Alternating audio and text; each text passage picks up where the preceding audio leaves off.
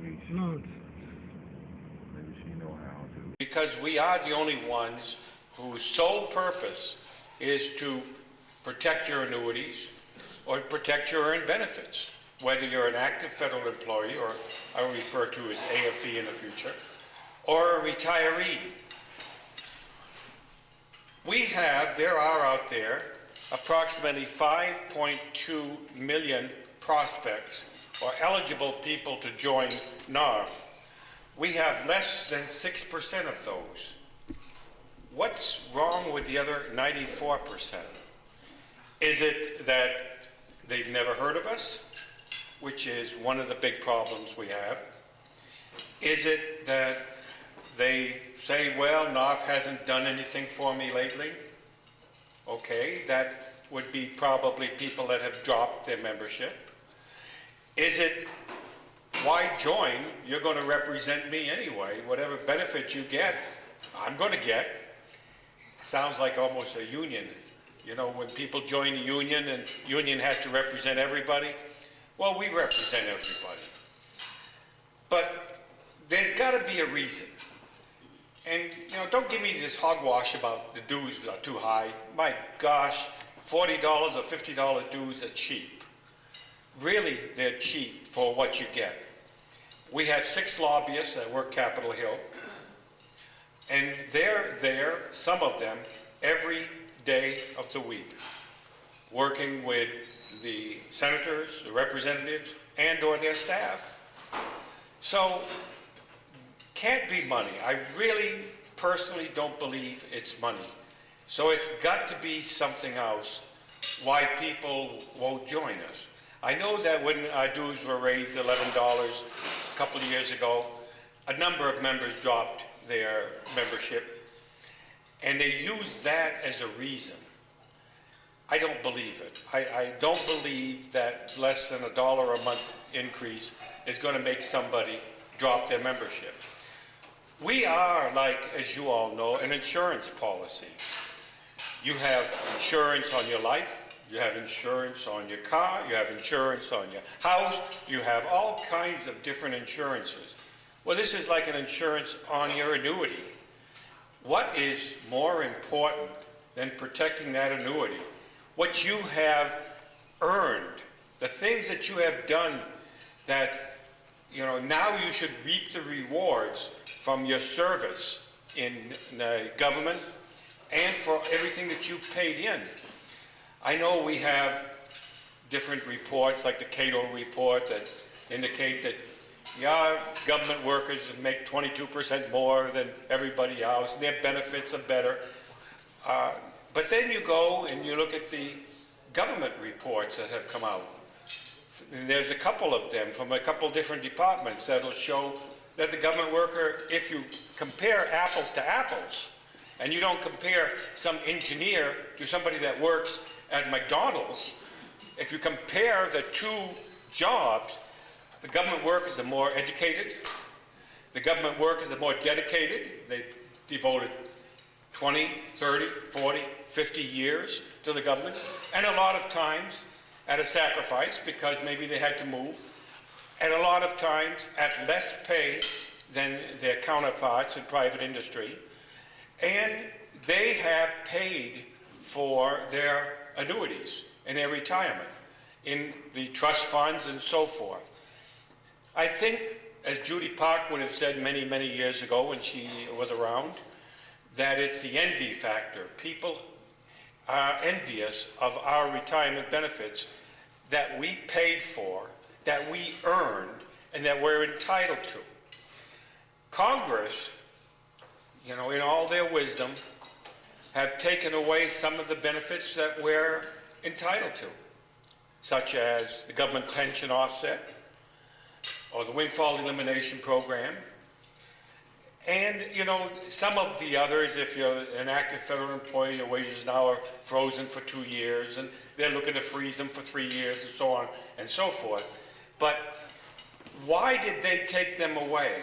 Was it because people out there, their constituents, are saying, well, look at those fat cats, look at those government employees. They're not only drawing their annuities, but now they're drawing Social Security, and if they were in the military, they may be getting military benefits, and then if they went to some other company after they retired, they may be getting a fourth or a fifth annuity. Is that jealousy? I mean, you earned it. If you earned it, why can't you get it? Will we ever see the repeal of WPGPO, even though it's on our legislative agenda? I don't think so. Why? Because of the debt the country has, over 14 trillion and climbing every day, and the fact that to repeal GPO-WP would cost about $84 billion, and it affects less than 1 million people. So the government's not going to take and repeal that, even though they should. When they took and put it into place, it was wrong. But I don't see them ever doing that, not unless they take and revamp the whole Social Security system, and then maybe at that time they may do something similar. But I think we'll never see that, even though it's something we paid for, we're entitled to, and yet they've taken it away from us. Well, let me move on a little bit. Going back to membership just for a minute, I was looking at your records from the Federation, and even though you're doing a great job, Dick Strombotny here has done a great job in retention and dues withholding. And I applaud him for that, because he's one of the few in the whole country that has been very active on that. But we need to do a better job. We at headquarters have taken, and the NEB has authorized, the hiring of a couple companies to assist us in membership and another one in legislation. We hired this company called Marketing General Incorporated, MGI, to try to help us grow our membership. Last fall and last early part of winter, in a November-December period, they made a bunch of calls to members who had dropped, their lapsed members. They called, and about 8,086 people or former members answered the phone, so they were able to talk to them. There were many no answered, or they hung up, or the numbers were wrong, or whatever. But they did reach 8,086. And it's interesting to note that 1,960 of them, 24% of them, renewed their membership by a cold call, by somebody they don't know, the company calling them and saying, hey, you know, you didn't renew your membership, and we'd like you to renew. And then they have a little talk that they give, which is on the website, incidentally, if you ever want to use their information and what they said. And almost 2,000 of them took and renewed the membership. What did it cost us? It cost us $53,723 to be exact, to have the company make the calls. Averaged out to about $27 a person. But the good news is that those members that renewed and paid the national dues and or the chapter dues and so forth, we raised $78,000 from their dues, or about a $25,000 profit. So the company we hired didn't cost us a penny. In fact, they made us money, and they brought in new members. Now, if they can make a cold call to somebody they don't even know, what could you do with somebody that didn't renew their membership and you knew them and called them and said, hey Jane, hey Joe, hey Mark, you know, why didn't you renew your membership? Is something wrong? Can we do something to assist you? How successful would you be? 24% is a great number from a company that doesn't even know the people. I'll bet you guys could do a lot better, and I'll bet Dick Strombotny, I hate to pick on him, but he's been doing something similar to that in Maryland, and I think it's super. A couple of other things. part of the reasons that we have heard why people either have dropped their membership or have not renewed their membership is because what happened back in 1986 when mandatory chapter membership came into place. And some members said, I'll join NARF, I'll pay the national dues, but I don't want to belong to a chapter. I don't go to chapter meetings, not interested in the chapter, and so on and so forth. Well, we looked at that and said, how can we appeal to these people? We have to, the bylaws require us to make sure that they'll join a chapter. They can't come in as a national-only member. So, they have to belong to a chapter, but they don't want to go to a chapter meeting. They don't want to belong to a chapter. So how can we appeal to them? So we started one of a number of innovative programs that the National Executive Board have voted to do, and that was an electronic chapter.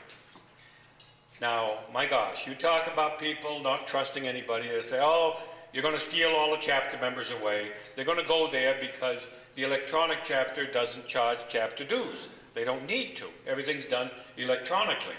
So all the member does is pay $40. Well, there are other chapters in NARF that don't charge chapter dues. There were a number of them, that down to 2 right now, one in South Carolina and one in Puerto Rico, that any one of you could join, because you can join any chapter you want, that don't charge chapter dues.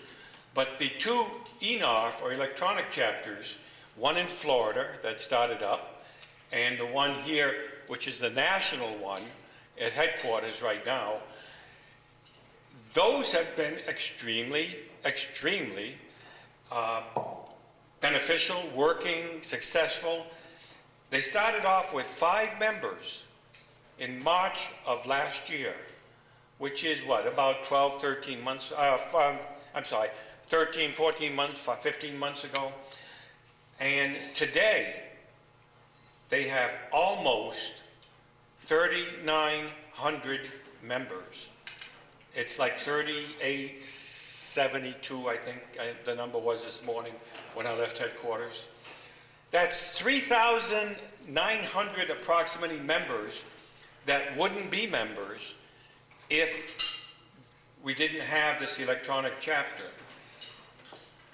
24% of them are active federal employees that say, okay, I'll join you because I can do everything electronically. I read the newspapers electronically, I pay my bills electronically, I communicate with my friends electronically, and go on and so forth.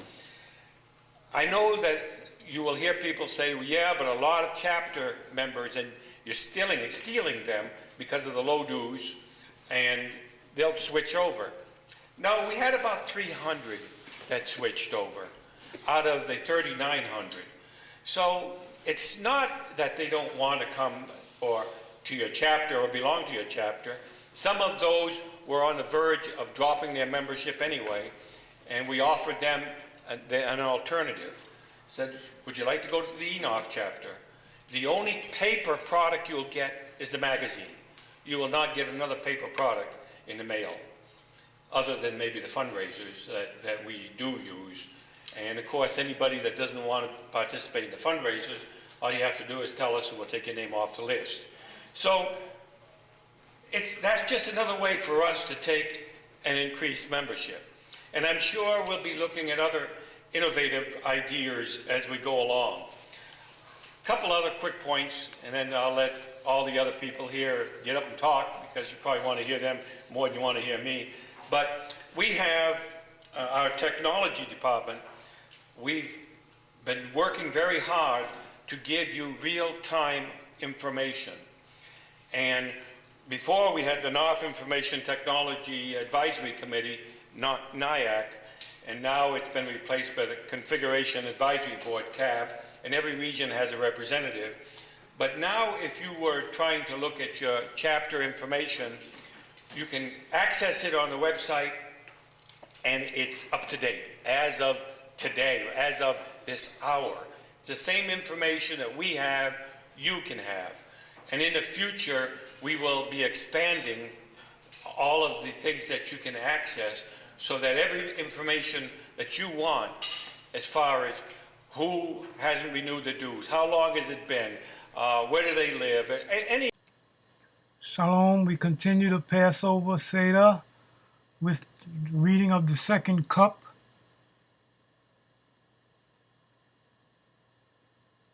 Hine Muha Uzaman Lekayim Mizrat Kos Shinaya Ma'ava Koso Leshem Yehu Kuasha Berikhu Ushinte Yudai Hahu Timor Venelam Beshem Kol Israel Baruch atah Adonai Eloheinu melech haolam borei pari hagafim. Drink the second cup of wine. Ragzah, washing of the hands. Wash the hands and say, Baruch atah Adonai Eloheinu melech haolam asher kitshanu b'mizotav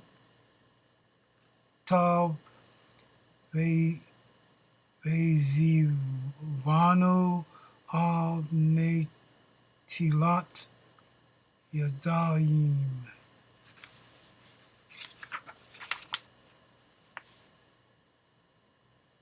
Eat the motzi and the matzah.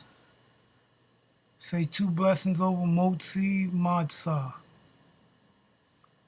First blessing, Baruch atah Adonai Eloheinu melech haolam hamotzi lehem min haaretz. Second blessing, Baruch atah Adonai Eloheinu melech haolam asher kidshanu b'mitzotav ve'zuranu el hahim lat matzah. Eat the matzah. We go on to bitter herbs. Dip the bitter herbs, maror, and say, Hine muhal uzman lekayem mizrat avilat maror lesham Yehud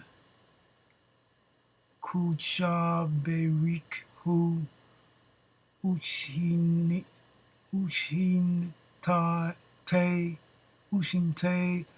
Hayidei Hahu Temid Bena'alim Neshem Kol Israel.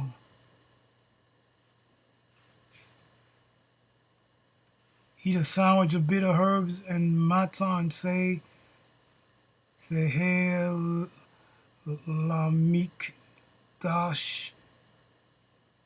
Kehilei Ken Asa Hilei Bizman Shibet Hamikdash Haya Kayam Haya Korei Pesa Maza Umaz Roa Ve'ohel Beyaha Lekayem Ma Shene'ema Al Mazot Ub Rorim Yis Lehu. The Seder meal, Shulhan Orek, It's 4:45. Zafun. After the meal is distributed to everybody, fill the third cup of wine, Barek. Grace after the meal, Shihama Alot, Beshuv Adonai et Shivat, Zion Yanu, Behol Min.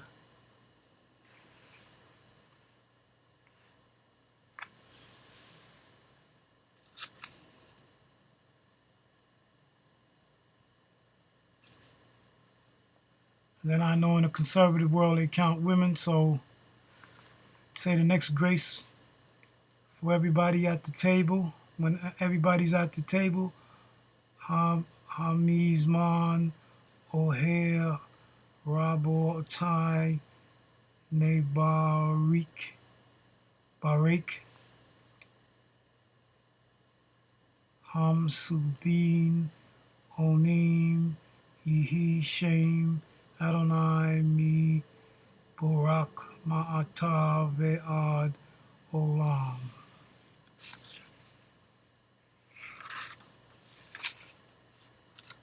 And you continue reading until you get to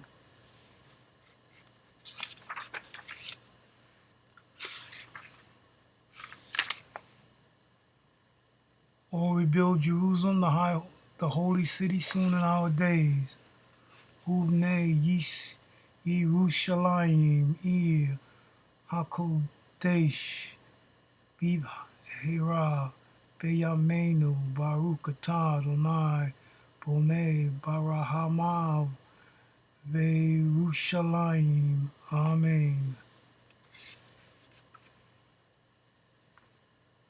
And you continue reading till you get to the third cup.